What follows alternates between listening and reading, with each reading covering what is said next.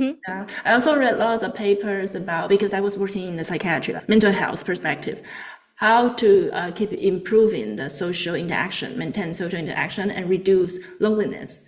It's a really big topic since Corona time, since 2020, 2021. Yeah, yeah. So this is something we cannot think about. There's always about pros and cons with everything, right? It can increase your efficiency, help you to learn, and maybe gain more knowledge and skill. But in the same time, it also kind of reduce the social perspective and human interaction. Yeah, Yeah. it's yeah. I mean, ideally, we'd all have a balance of both, so we can like gain the benefits of each and every one of them. So, just like it's really nice to like, use those tools to improve your skills. I still think that it's incredibly valuable for you to make music with other human beings in the same room. I mean, to be completely fair, I will admit my Just bias. just I, play music, I typically. 嗨，欢迎大家来到 Zoe 的音乐疗心室，陪你一起学新知、看时事、聊心事。Hi everyone, welcome back to Zoe's MusicTech. So today we are going to do a very special episode. I invited Luiza. She's also a Berkeley mentor, and now she's living in Berlin in Germany. And we are going to talk about how is her journey from being a musician to be a sound engineer, and now in Berlin doing her job. Hi Luiza, do you want to introduce yourself to our clients, our audience? Oh, hi. Thanks for having me. First things first, right? Um, so yeah, I'm Luiza Carvalho. I went to Berkeley for 5 years, and this is where we met. I suppose we're both mentors now as Berkeley graduates. Yeah. Um, but yeah, I mean, I studied EPD or electronic production and design, as well as CWP, contemporary production and contemporary writing and production. Uh-huh. Uh, and right after Berkeley, I worked as an audio engineer, or I guess an assistant engineer at a studio under Gennaro Schiano in Miami, at Dungeon Studios. And then that was during my OPT time. And then I eventually came to Berlin, where I was hired by Blinkist as originally an audio engineer, and now I transitioned into a bit of more of a software development type of role. Okay, that's really interesting. Maybe we can talk about more about what we learned at Berkeley and how our roles as musician brought us today. Because I study at music therapy and you study in EPD, electronic production design. I feel like these two departments are really special because we are not really trained to perform on the stage, right? We are trained to do something else. Well, yeah, I mean, CWP definitely, it's definitely more of a writing, arranging sort of thing rather than like strictly performance. But EPD is quite broad in its scope, in that like it does have a performance component. I mean, to those who are interested is in, particularly in the electronic music genre, which to be fair isn't my thing, but it's part of the program too. But EPD has also a lot of like this sort of mix between a little bit of audio engineering, kind of like MPNE, or music production and engineering, which now that I think about it, I don't even think it's called that anymore. I found out that Okay. apparently Berkeley has quite a bit of new majors, or renamed some of them. But Yeah. anyway, it has that a bit of that component, though not as in depth and studio focused as MPNE. And it also has like a more like this intersection between software and technology and audio, and that can be in the form of like you're like writing a plugin, or game audio, sound design and implementation in games and that sort of thing. Okay, so I feel like the program is really training students to do what the industry need, what the world is needing, or what's the how to say digital world is evolving. It's definitely a very technologically focused, or cutting edge technology, if you could call it that, focused, and its intersection with audio and music sort of Yes, major. yes. Let's also bring back to the topic about what's the opportunity, the job opportunity for musician nowadays, right? Yeah, I mean, it's a completely, I guess I want to say, different sort of the traditional 9 to 5 job, so to speak. It's for everybody. both for those who would rather not have like a 9 to 5, so to speak, every day. And at least for me, I always known that I wasn't so much a performer type. Just it's just not my vibe, I guess. I mean, mind you, I do enjoy playing and performing. I was a guitar principal at Berkeley, and I still very much need that part in my life. But I knew that that this wasn't something that I could probably sustainably do for a living. Everybody has their own functions their own way, is what I'm trying Yeah, to say. everyone has their own roles, their own function in the society. You brought a really good point because I'm also the type that I don't quite enjoy perform all the time on the stage. At that time, I really want to have a stable 9 to 5 job, as you said, like working in the hospital or in the children's foundation, elementary school. I feel like maybe music education, music therapy, these are two majors that can really bring me to a 9 to 5 job. Like you can really Right. find an existing position there for you to apply, saying this way. Also the EPD as well, electronic production design. There are also lots of companies open this position or related position which require your skill from the EPD department, right? From the EPD department, there's pretty much the entire gaming industry. There's always going to be a need for audio in games. And but that said, it's also an extremely competitive business. And to be fair, I probably would like to get into it at a certain point, but at least as of right now, I haven't. And to be honest, I'm pretty comfortable in my current job. So if I were to go back to the music industry, which kind of is the plan, or at least to a certain degree, like I definitely do want music and audio to always be a part of my life. Though in what capacity, I guess I'm not sure yet. At least for the company that I'm currently working on, I have a pretty healthy balance of like work-life balance, and I have time for music as well That's outside of great. work. That's And really good. That you have the time for music, the music for yourself. That's not really, you rely on it for your living. yeah, yeah. Yeah. I mean, I would like for it to be a little bit more in my life, but we'll get there at some point. Yeah. Can you tell us more about your current job now, your current role? You say you kind of dive into the role of software development. What happened or what kind of skill do you people require to do that kind of position? My story, I guess, is a little bit less traditional in like a strictly software development. I started out being hired pretty much as an audio engineer. Like that was straight up my job description. And as Blinkist, who does mainly book summaries, it's a lot like podcasts in the way that it's focused on spoken word. So what I would be doing when I first started was pretty much just that. I would be working with a lot of, well, we call them blinks, which is essentially like the summary of a given book. So, and we would work strictly with humans. All our narrators were human, is what I was trying to say. And we would work with them with their recording. We wouldn't record them directly, but we would guide them in their own home studio setups. We would edit their performance, mix, restore. So using Isotope RX to like denoise or de-mouth click, or Wow. sometimes if there was any sort of other external noises that shouldn't have been there or things like that, we would work on that. And another thing is that we established, and that was even before I joined, certain standards that our audio should live by, because we always focused on having like a higher audio quality than our competitors. So we would have like loudness standards, and our audio would come into a certain format, meaning M4A, a specific bit rate, a specific amount of pre and post roll, Wow. and although and like the voices themselves should sound pleasant to hear, as Yeah, opposed yeah, to yeah. I understand. like somebody like a phone recording like this. Yeah, that's so cool. Because, I have been recording podcasts for 5, 6 years as well. And I'm always editing at home on my own. If there's this kind of company who can assist me, like teach me how to, okay, edit my episode and make my audio sounds better, I feel like that would be really useful. I don't know. I mean, I could definitely help you with that later. Thank you. Because, lots of music therapists, we have worked in the hospital from 9 to 5. And this is just people using their spare time to record. And we're really not that good at the technical part. Right. Uh-huh.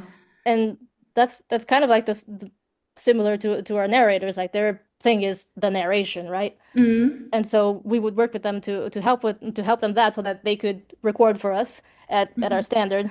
Mm-hmm. And the way I guess I started like ever so slowly transitioning into this more software development kind of role. It kind of started even before we even started considering using AI for narration, which Yes. now consists of, I guess, most of our output is AI narrated. We Okay. haven't eliminated humans. There's still like the probably Oh, like the bestsellers or the books that are bound to be more popular. Those get the proper human treatment, but yes.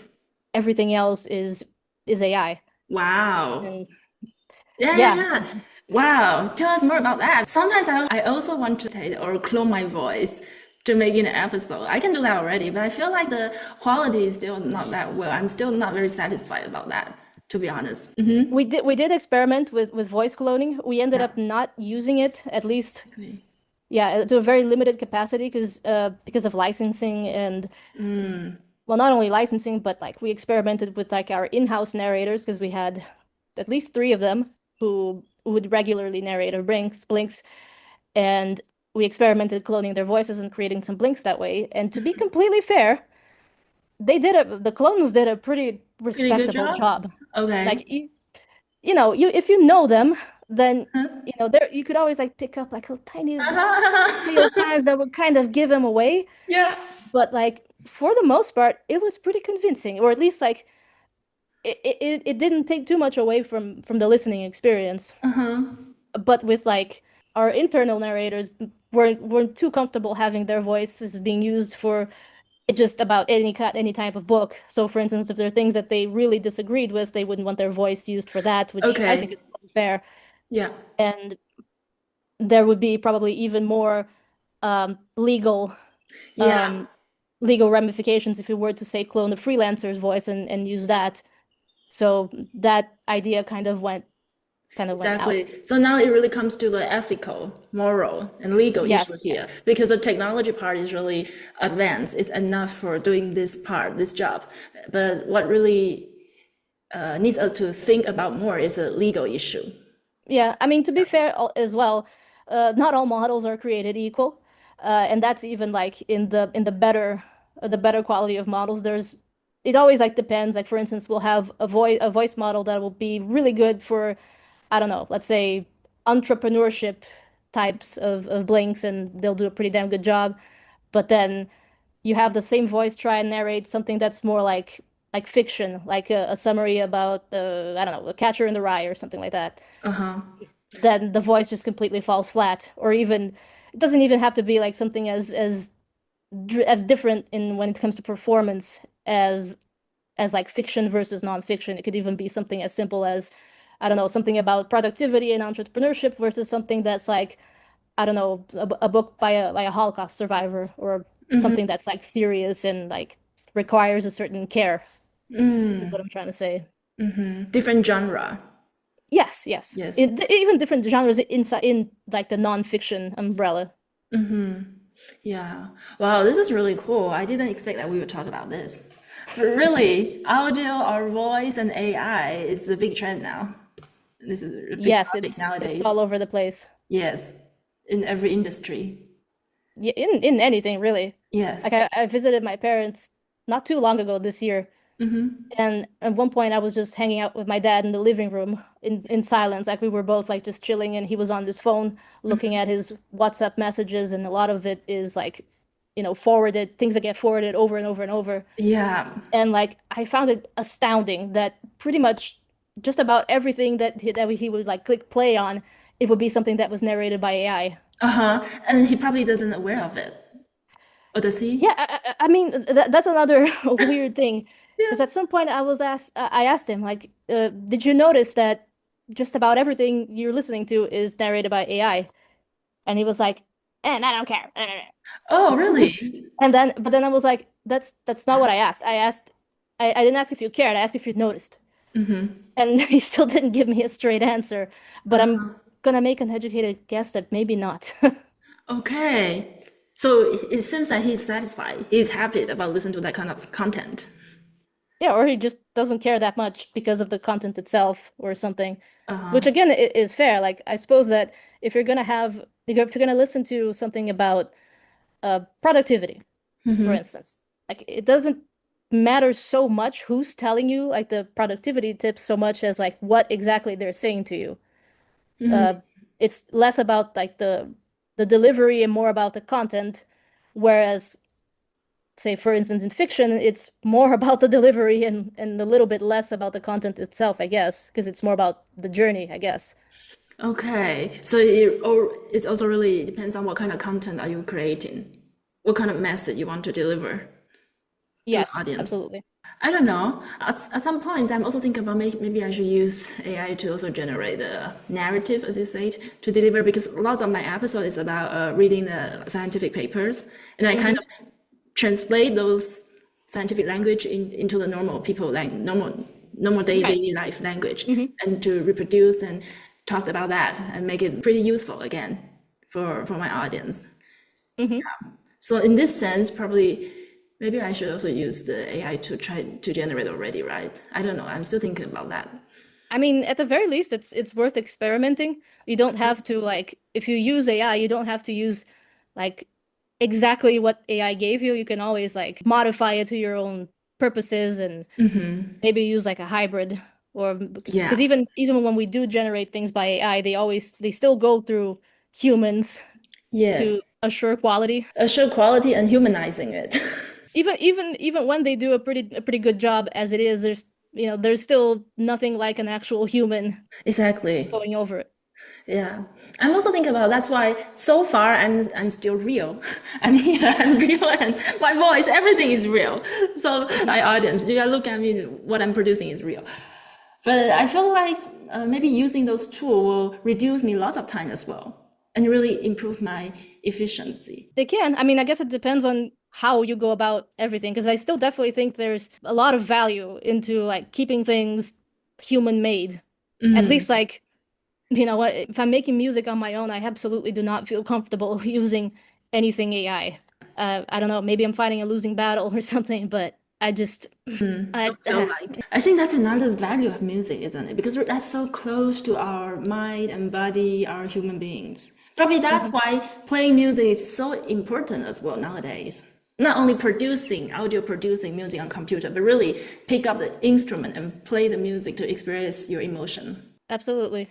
And that's a thing that I guess AI will never, and I hope that's actually never be able to take away from us. Because I think that there's always going to be value as musicians playing our instruments and performing that way. People will still like to see other real people Yeah. doing their thing, you know? And also playing music is not just playing your instrument. It's also a way of communication with other people in a band. Or you go Yes. to a concert together. You definitely want to hang out with your friends. Yeah. So maybe that's another value of music playing, why it's so important nowadays. Yeah. Although the technology is evolving, it's developing so quick, drastically, but somehow music is able to remain our human part, our like essence as a human beings. For sure. That's really important. So maybe since we both study at Berkeley as a musician before, what do you think for the future musicians or the future musician AI people, I don't know, for the future generation, what should the people learn nowadays to adapt the environment? Let's say in this way. That's a very tough question. And honestly, I really don't know. Okay. Like I said, I do think that there's value that there's always going to be value in the performance aspect, so in playing your instrument and things like that.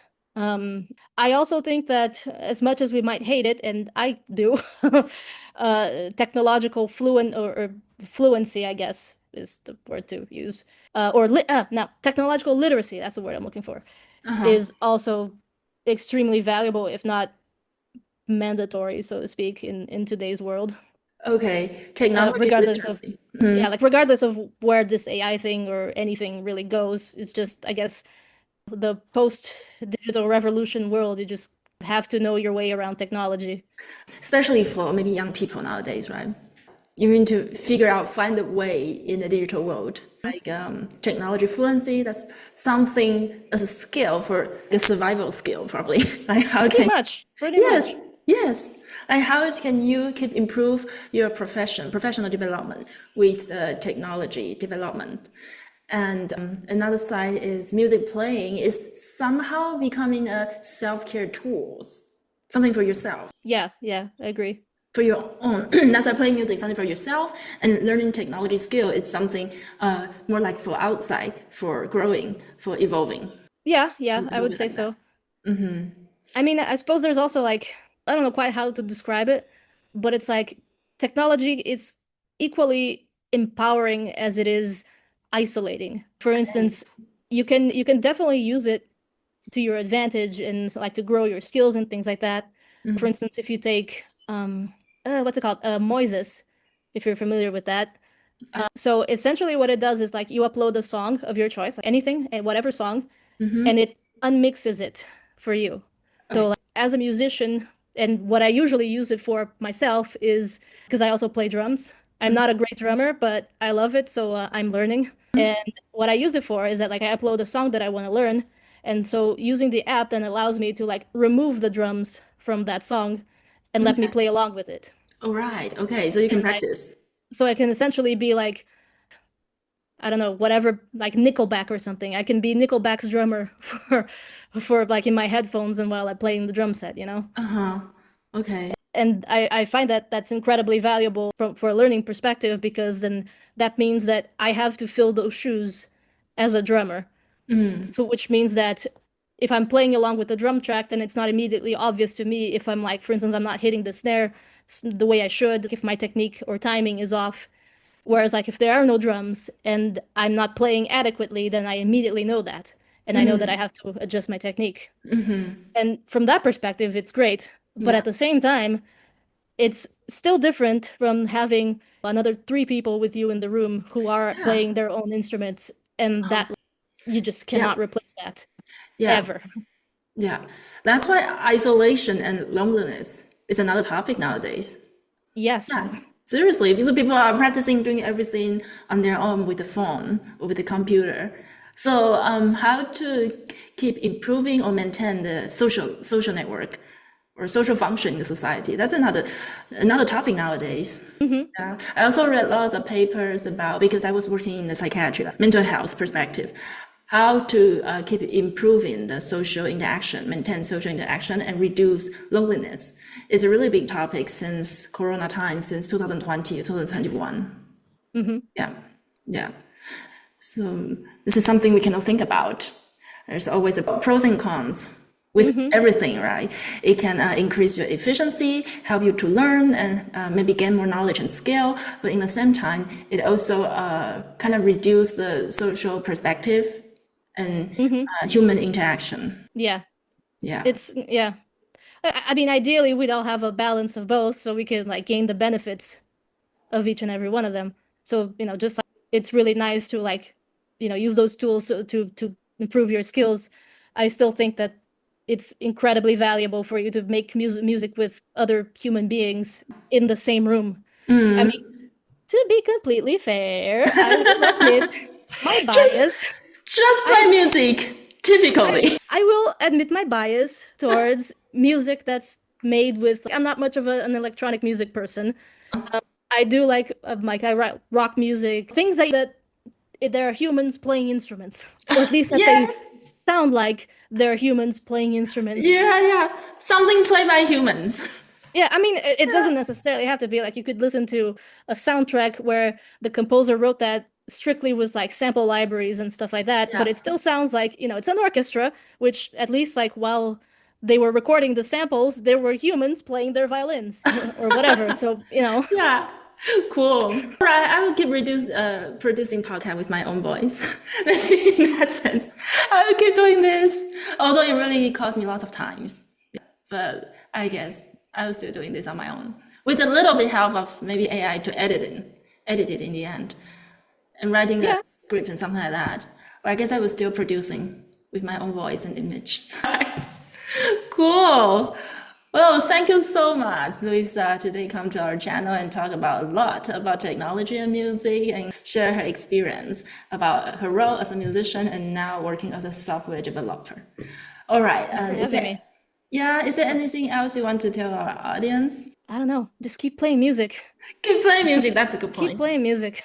Yeah, like real music, right? Real music. Ideally, real instruments, but if that's not your thing, then you. Well, then keep playing music, everyone. Yes.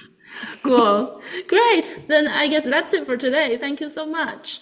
Thank you. Thanks for having me. Yeah, maybe we'll see you next time. Bye. By all means. Bye. Have a good one. Have a good one too. 谢谢你今天陪我们一起深入探讨今天的议题。那想要持续关注更多心理健康与社会趋势的讨论呢，记得订阅我们的频道，按个赞，也别忘了开启小铃铛的通知，这样就不会错过每一集的更新咯。好，那我们下次呢将为你再带来更多引人深思的话题，我们下次见咯，拜拜。